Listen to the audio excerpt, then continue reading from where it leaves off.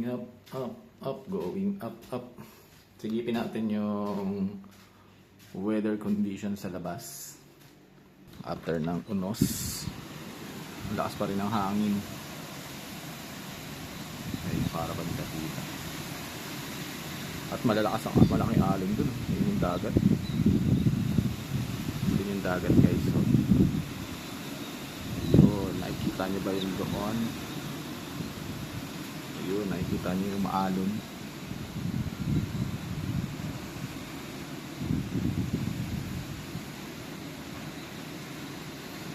Ayan. So, yun nga. May cyclone dito sa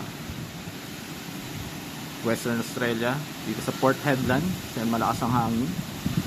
Grabe. So, yun, ang lakas ang alon doon. Doon umahampas.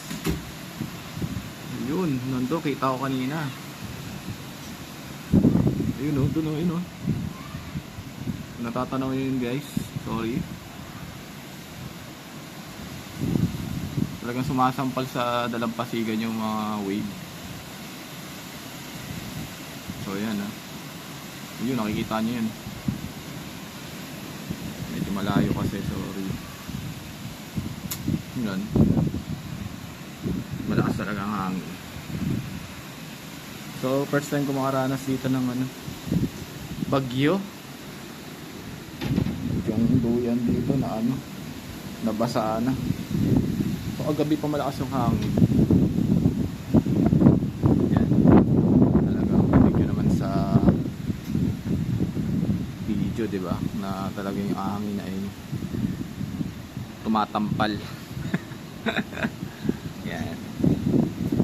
Grabe.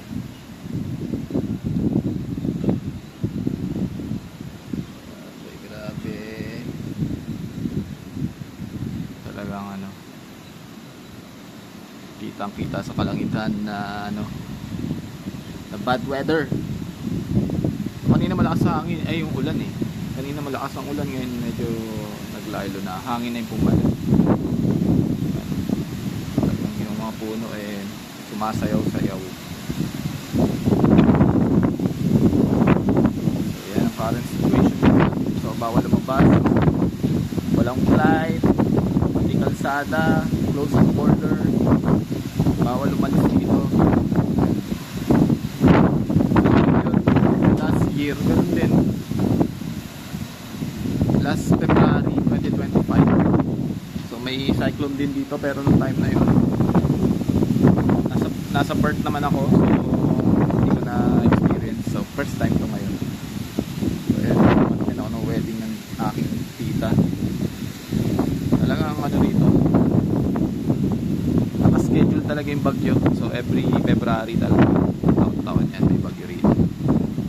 So yun, summertime ngayon dito, pero yun, salamat at may ulan dahil walang ulan. Ako, talagang init dito, terrible. Umabot sa 45 yan. Pero may history pa nga daw, sabi yun, nagpi-50. So grabe na yun. Hindi na natin kaya yung ganong init.